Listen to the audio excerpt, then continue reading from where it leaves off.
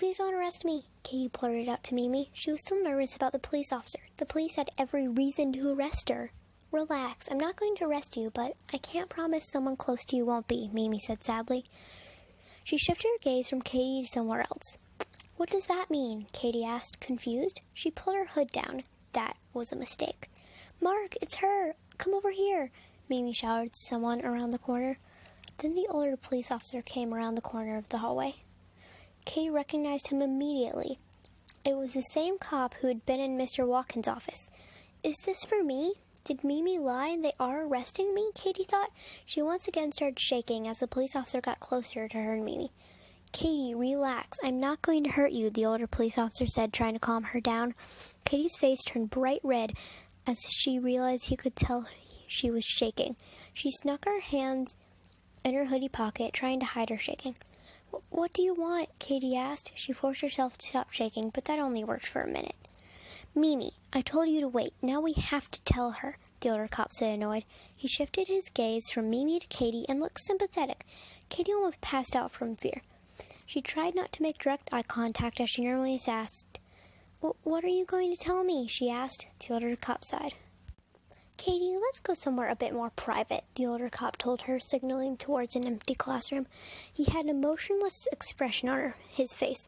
Katie had no idea what was happening as she walked into the empty classroom. She sat down in a chair as Mimi and the older police officer walked into the door behind them. Katie, you are not in trouble, Mimi said, trying to comfort her. Katie got even more confused. Was she part of a criminal investigation? No, that wouldn't make sense. She said Katie wasn't in trouble. Maybe. Katie, I'm just going to get straight down to business here. We think your mom robbed a bank, the older police officer said, emotionless. Katie sat there in shock for a moment before blurting out, No! You're wrong!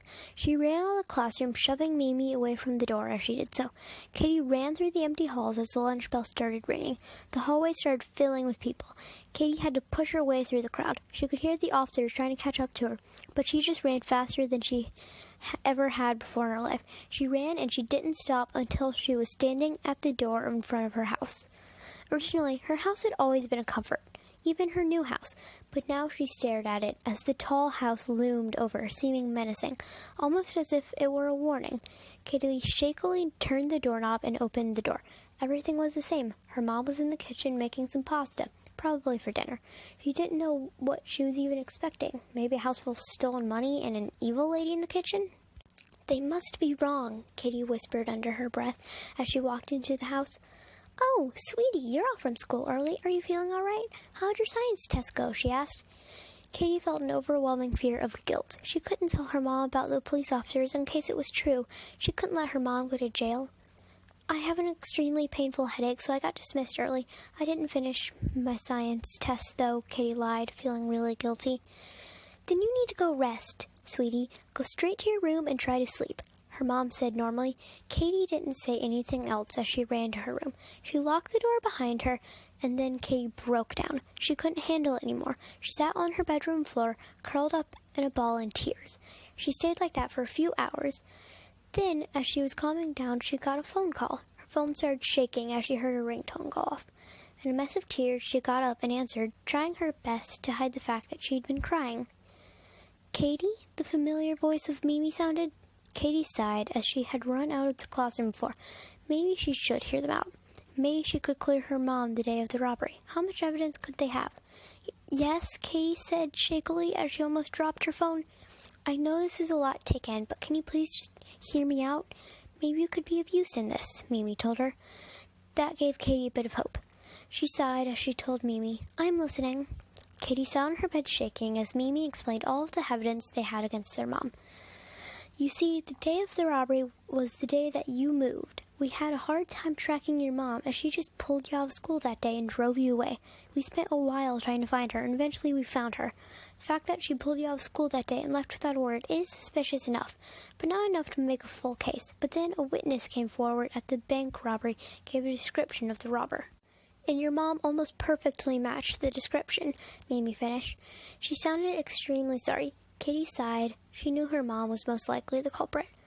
What do you need my help for? Katie asked. She had stopped shaking and just felt nothing. She had a stone-cold voice and just sat there, no emotion showing on her face. We have a search warrant, and we are going to search the house. But we are worried the money is not in your house. That's why we need you to try and get your mom to spill the beans. Maybe if she sees you have an interest in being a criminal, she'll tell you too," Mimi explained. "Okay," Katie said in her stone-cold voice. "Listen, Katie, I know this is difficult, and if you need someone to talk to, I'm here," Mimi started. "I don't need anyone. Everyone is just a lying traitor who will stab you in the back eventually. I'm better off alone," Katie shouted, breaking through her emotionless barrier. She hung up on the phone and started crying once again. "I don't need anyone. I'll be fine on my own," Katie whispered under her breath. "I'll teach them all." The next day, Katie got ready for school as usual, but nothing was the same. She had changed from her normally happy, shy self. She was angry and pushed everyone away. As she ate breakfast, she started brainstorming ways to get her mom to talk. "Sweetie, get in the car," her mom shouted from outside. Katie threw her plate into the sink and grabbed her backpack as she rushed outside into the car. "Are you feeling better today?" her mom asked her. "I'm fine," Katie mumbled. "Sweetie, you seem to be acting differently. Is everything okay?" her mom asked, genuinely worried. "I'm fine, Mom," Katie said, a bit angrier. "Okay, but remember, I'm here if you need anything," her mom told her. Katie looked up at her mom. The words Mimi had said were still echoing in her mind. Why would they say that? When they arrived at the school, Katie got out of the car, quickly ignoring her mom's "I love you." Katie went into school and had a normal day. Josh bullied her, and she had to finish her science test. At the end of the day, her mom picked her up, and they went home, saying nothing in the car ride. When they got home, Katie ran out to her room and locked the door. She sat on the bed looking out the window thinking, "How could I get Mom to talk? I doubt she would ever tell me," Katie said as she thought of ways, but her mind was drawing a blank. Just then she heard the doorbell ring, and after that the words came, the ones that would change her life forever. "Police, open up!" "Please don't arrest me," Katie blurted out.